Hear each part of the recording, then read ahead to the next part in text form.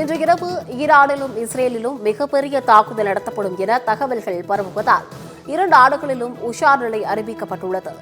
இது தொடர்பான கூடுதல் தகவலுடன் எமது செய்தி தலைமை சண்முகசுந்தரம் நேரலையில் இணைகிறார். வணக்கம் சண்முகசுந்தரம், விவரங்களை பதிவு பண்ணலாம். நிச்சயமாக இன்று இரவு ஈரான் இஸ்ரேல் இடையே நடைபெறும் போரின் அடுத்த கட்டம், அதாவது மிகப்பெரிய தாக்குதல் நடத்த இரு நாடுகளுமே திட்டமிட்டிருக்கின்றன. குறிப்பாக தற்போது இஸ்ரேலி டிஃபென்ஸ் போர்சஸ் IDF என்று அழைக்கப்படுகின்ற இஸ்ரேலின் ராணுவம் ஒரு முக்கியமான காட்சிகளை வெளியிட்டிருக்கிறது. அதாவது அவர்கள் ஈரானுக்குள் உள்ளே சென்று சென்ட்ரல் டெஹ்ரான் என்ற இடத்தில் உள்ள, அதாவது மத்திய டெஹ்ரானின் தலைநகர் டெஹ்ரானின் மத்திய பகுதியில் 2 ராணுவ ஜெட்டுகளை அழித்த காட்சிகளை வெளியிட்டிருக்கிறார்கள். நீங்கள் பார்க்கலாம், மிக தெளிவாக அந்த குண்டுகளை வீசி அந்த 2 ஜெட்டுகள் F-16 ஜெட்டுகள் இரண்டையும் அவர்கள் வீணடித்த காட்சி, அழித்த காட்சிகள் 2 F-16, 2 F-14 ஜெட், அந்த இரண்டையும் தாக்கி அழித்த காட்சிகளை தான் தற்பொழுது நாம் பார்த்து கொண்டிருக்கிறோம்.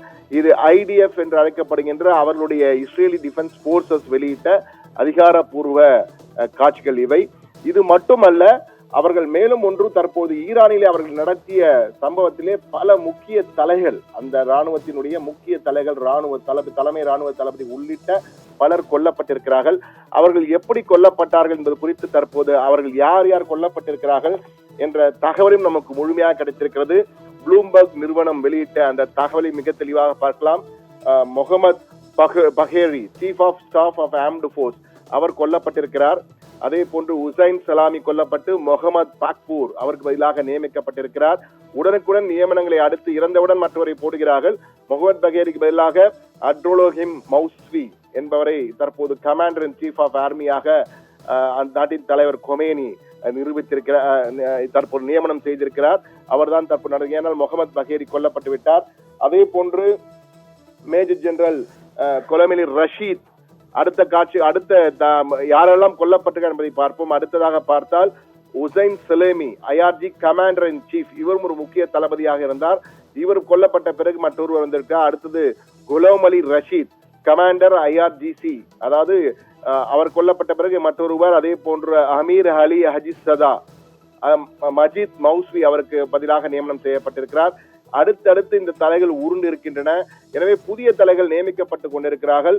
அடுத்த மிக முக்கியமாக பார்த்தால், அதாவது அவருடைய தற்போது அந்த நாட்டின் தலைவராக இருக்க கொமேனிக்கு அட்வைசராக இருந்தவர் தான் அலி சத்மனி. அவர் தற்போது கொல்லப்பட்டு விட்டார்.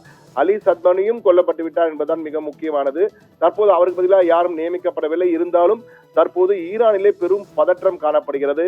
இஸ்ரேல் அடுத்து என்ன நடத்துவோம் என்ற தாக்குதல் நடத்துவார்கள் என்ற வகையில் அவர்களும் குழப்பத்தில் இருக்கிறார். அதே போன்று இஸ்ரேலும் ஈரான் தொடர்ந்து பாலிஸ்டிக் ஏவுகணைகளை தொடர்ந்து வீசி வருகிறது.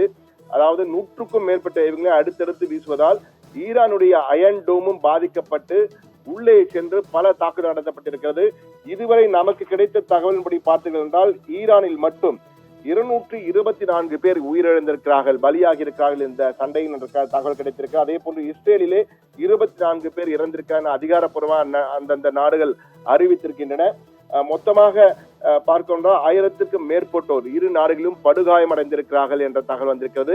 அலி சத்மனி, அதாவது அவருடைய கொமேனியுடைய தலைமை ஆலோசகர் மற்றும் ராணுவத்தின் முக்கிய அதிகாரியாக இருந்தவர், அவர் கொல்லப்பட்டு விட்டார், எலிமினேட்டர் என்ற வகையிலே இஸ்ரேல் டிஃபென்ஸ் போர்சஸ் அந்த தகவலை வெளியிட்டிருக்க, அதிகாரப்பூர்வமாக அவர்களை வெளியிட்டிருக்கிறார்கள். அவர் இறந்ததையும் ஈரானும் தற்போது உறுதி செய்திருக்கிறது. எனவே ஈரானின் முக்கிய ராணுவ தளபதிகளை எல்லாம் தற்போது தேடி அவர்கள் எங்கு இருக்கிறார்கள் என்ற மொசாத் என்ற உளவுத்துறையின் அடிப்படையின் பேரிலே தகவலை சேகரித்து அவர்களை கொண்டு வருகிறார்கள் இஸ்ரேல் ராணுவத்தினர். ஈரானும் தக்க பதிலடியை தற்போது கொடுக்க ஆரம்பித்திருக்கிறது. தொடர் ஏவுகணை வீசுதலால் டெல் அவிவ் நகரின், அதாவது இஸ்ரேலின் தலைநகர் டெல் அவிவ் நகரை பற்றி எரிந்து கொண்டிருக்கின்ற கூறலாம், அந்த அளவுக்கு தாக்குதல்கள் நடத்தப்பட்டிருக்கின்றன. இந்த நேரத்திலே இன்றிரவு பெரிய தாக்குதல் நடத்தப் போவது என்பதை பார்க்கும்போது ஏன் கூறுகிறோம் என்றால், இரு நாட்டு ராணுவத்திலிருந்து கசிந்த தகவல்கள் மட்டுமல்ல, அமெரிக்க அதிபர் டிரம்ப் G7 மாநாடு கனடாவில் நடைபெற்று அங்கிருந்து உடனடியாக நாடு திரும்பியவர் தன்னுடைய சமூக வலைதளத்தை ஒரு பதிவினை போட்டிருக்கிறார். அதாவது அதில் கடைசியாக பார்க்கலாம், everyone should immediately evacuate Tehran. everyone should immediately evacuate Tehran என்ற வகையில உடனடியாக தெஹ்ரானில் உள்ளவர் அனைவரும் வெளியேற வேண்டும் என கூறியிருக்கிறார். இதற்கு பின்னணி என்னவென்றால், நிச்சயமாக பெரும் தாக்குதல் நடத்தப்பட இருக்கிறது. அதற்கு அமெரிக்கா உடந்தையாக இருக்குமா இல்லாதா என்பது தெரியவில்லை. ஆனால் பெரும் தாக்குதல் நடத்துவதற்கான வாய்ப்பு இருக்கிறது. இந்த பதிவு வெளியான பிறகு இஸ்ரேல் ஆகட்டும் தெஹ்ரான் ஆகட்டும் இரு நாடுகளுமே மிகப்பெரிய அளவுக்கு தாக்குதல் நடத்த இன்றிரவு மிகப்பெரிய தாக்குதல் நடத்துவதற்கு திட்டமிட்டிருக்கிறார்கள். எனவே இந்த தாக்குதல் நடத்தப்படும் போது மிகப்பெரிய பாதிப்புகள் ஏற்படலாம் என்று எதிர்பார்க்கப்படுகிறது.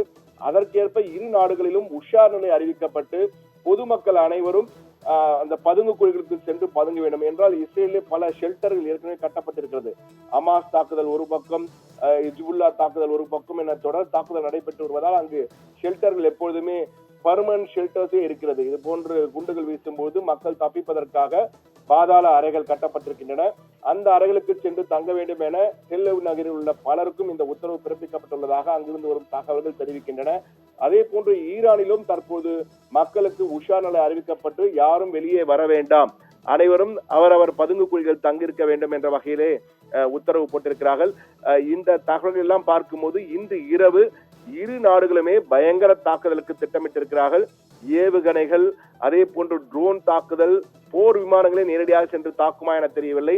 என்றால் இந்த இரண்டு போர் விமானங்கள் இஸ்ரேலுடைய போர் விமானம் தாக்குவதற்காக புறப்படுவதற்கு தயாராக இருந்த நிலையிலே சற்று தயாராவதற்கு முன் சென்று அந்த தாக்குதல் நடத்தப்பட்டு அந்த விமானங்கள் அழிக்கப்பட்டிருக்கின்றன.